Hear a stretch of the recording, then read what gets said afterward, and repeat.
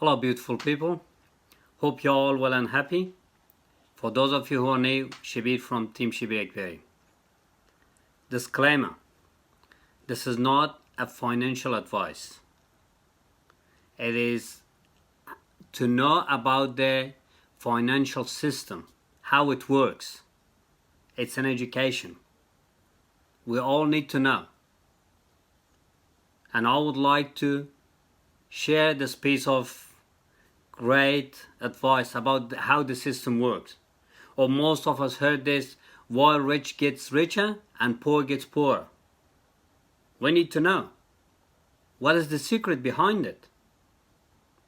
That's mainly this piece of advice or information that we got together and listened to is talking mainly about America.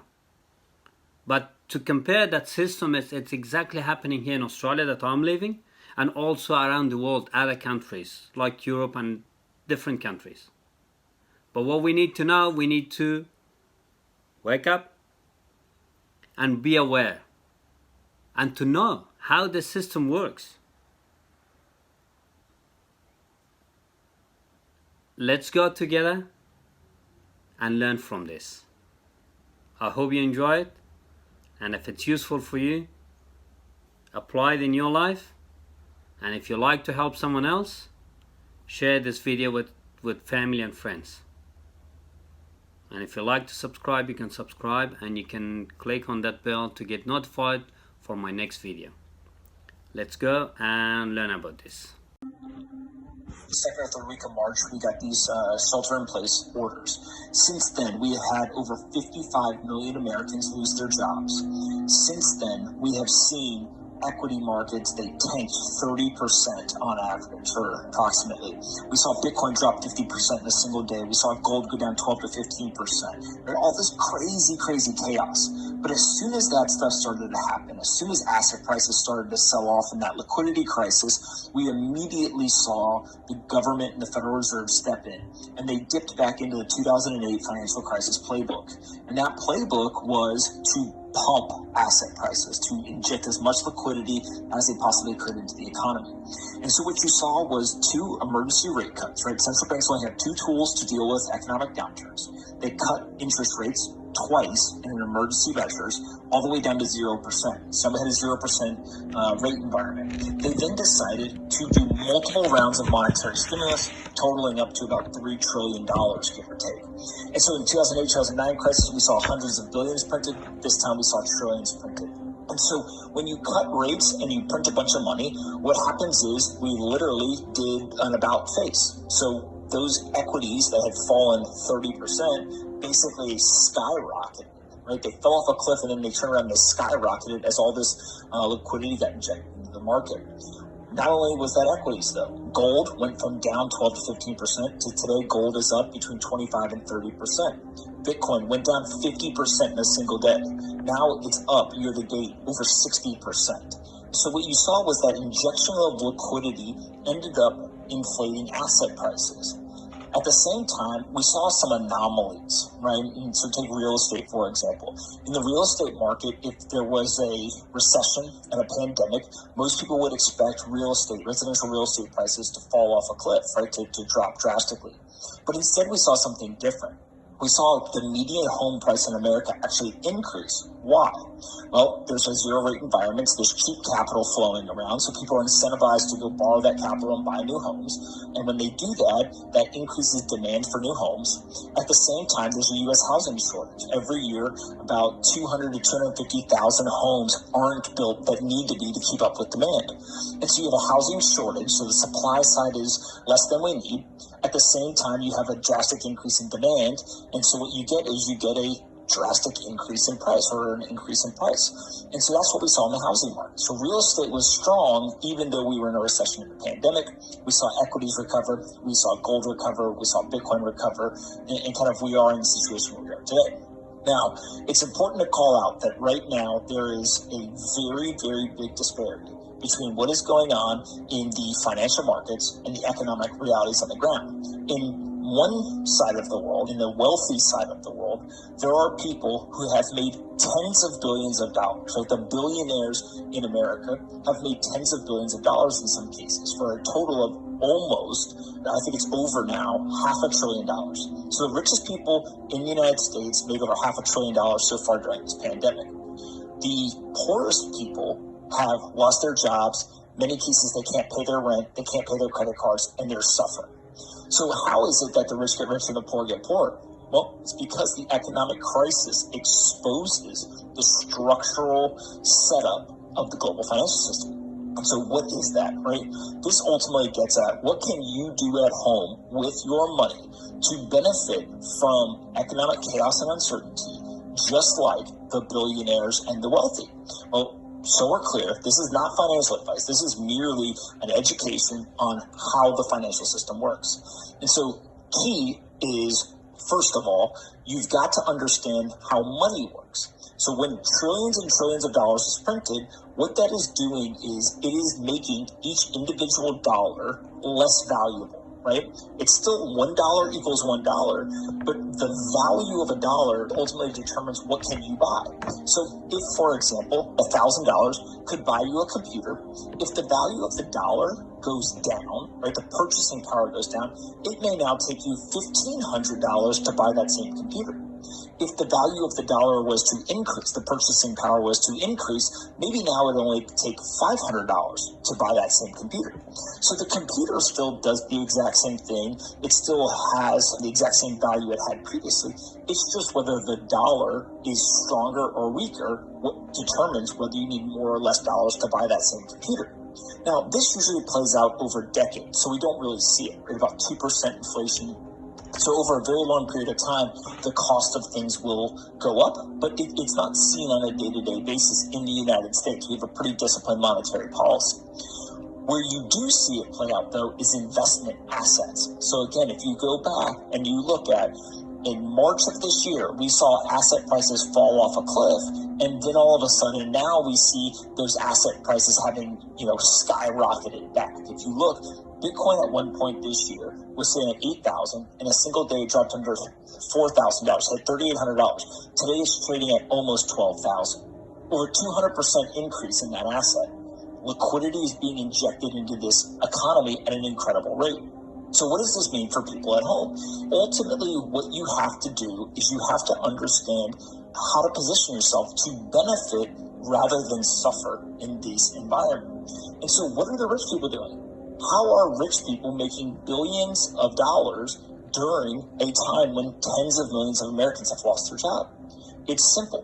The rule is very, very simple. Get out of cash and get into assets.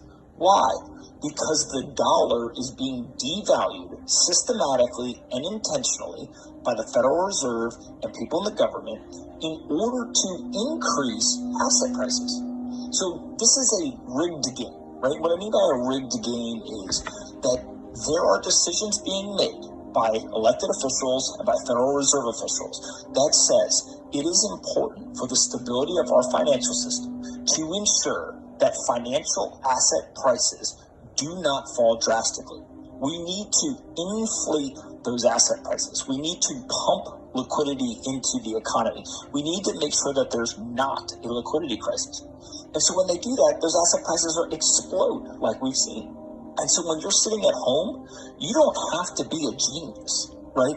All you have to understand is structurally what is happening and then position yourself to benefit rather than suffer and then allow the market structure to take over.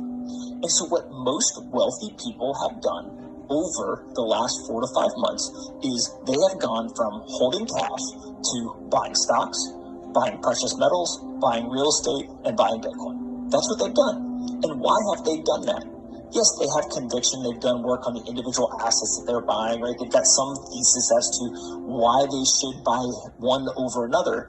But ultimately, what's driving their decision is the understanding that if I hold a bunch of cash, that cash is going to be devalued and asset prices are going to increase. So in most cases, gold's value has not changed from March to today. What is different about gold? Nothing. What's different is the macro environment and the value of the dollar. That's why gold's price has increased. The value hasn't changed, but the price has changed. And the reason the price has changed is because there's an increase in demand for an asset that's harder to get than something that's fully available, and also the dollar's being devalued. And so you see the gold price go up. So what about real estate? Remember what I said? The value of the dollar is decreasing, and there's a shortage and increase in demand because cheap capital is available. So what happened? The median home price for residential homes in the United States went up. Look at stocks. Stocks saw the dollar being devalued, and they saw an increase in demand because when the stimulus checks went out, there's a bunch of data that shows that a bunch of people who took quote-unquote free money in the stimulus checks turned around and put it into the stock market. Stocks go up. And so that is what quote-unquote rich people are doing. They understand structurally how the market works, and they're positioning themselves to benefit from it. And if you are sitting holding cash, you're going to get crushed. If you go back to 2008, 2009 financial crisis, what we know is that the official CPI numbers, which is a measure of inflation, never got above 2%. But those are the official numbers that measure the consumer prices, right? The goods. What we should be paying attention to is two things. There's one nuance. Inflation does not hit every socioeconomic kind of basket or bucket equally. So the top 20% of people in the world, they actually experience very low levels of inflation at all times. The bottom 20% of people can experience very high levels of inflation. There are multiple studies that show and forecast that people in the bottom 20% of populations experience between 6 to 10% inflation coming out of 2008, 2009. They live paycheck to paycheck, and they don't have a lot of investable assets. And so if you don't have investable assets and you live paycheck to paycheck, then I think what ends up occurring is you are going to experience inflation at a different level than people who have all investable assets. Right? Most rich people don't have a lot of cash sitting around. They're sitting in financial investments. Those investments appreciate over time. And so holding cash ends up being a punishment in the financial system we live in today. And so rich people are not holding cash. They get out of cash and into investable assets. Now, many people will say, wait a second, I don't have a lot of cash. I don't have a lot of investment assets. How can I go ahead and take the little cash that I have and get started today? The first key is there are 4 key principles or 4 timeless financial pieces of guidance that you should listen to. And they're timeless because they've been true for decades and decades and decades. The first, spend less than you make. It's that simple. If you spend more than you make, you can't make good financial decisions. If you spend less than you make, you have money to invest, to save, to make good, sound financial decisions. So spend less than you make. The second is have multiple streams of income. Don't be dependent on a single one. A bunch of people just got the crash course on the idea.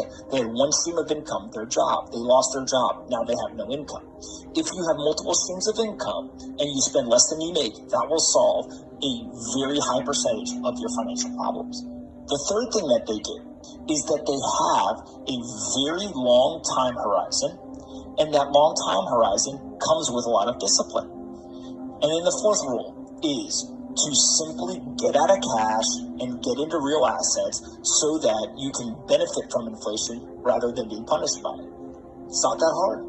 If you can get out of cash and you can get into investable assets, you will see the price of those investable assets increase in price over long periods of time because inflation will inflate the value of that asset. And so that's the game. Spend less than you make, have multiple streams of income, have a very long time horizon and be disciplined, and then simply get out of cash and get into investable assets and let the market structure take advantage or go to work for you. That's it. That's the whole game. How did you go? Did you enjoy? Did you learn from it? There were 4 rules to apply while we're at home. And if you like to do that, because some of us wants to do things, but we don't know how to do it, where to start, and here's the advice, here's the information. Because the government, the above people, they are the one that are trying to rip people off. But who is getting richer, who is getting poorer, explain in this video. And if you want to make some changes, if you want to know more, I will be happy to help you. contact me. Otherwise, what you got from this video, just go and apply it. It's not that hard. It just needs discipline, and needs commitment, and needs consistency, and needs patience. Because the majority looking for instant gratification. And that's not available in this life, in this world. Nothing happens overnight. You must go through the journey. Yes, you will face obstacles. Yes, challenges. But if you're committed enough, if you're hungry enough, and if you really want to make some change in your life, you must be patient, and also consistency. Consistency is the mother of success. All the best, and as I always say, I'm here. If you need help, write a comment in this video, and I will be happy to reply to you. Thank you, and bye for now.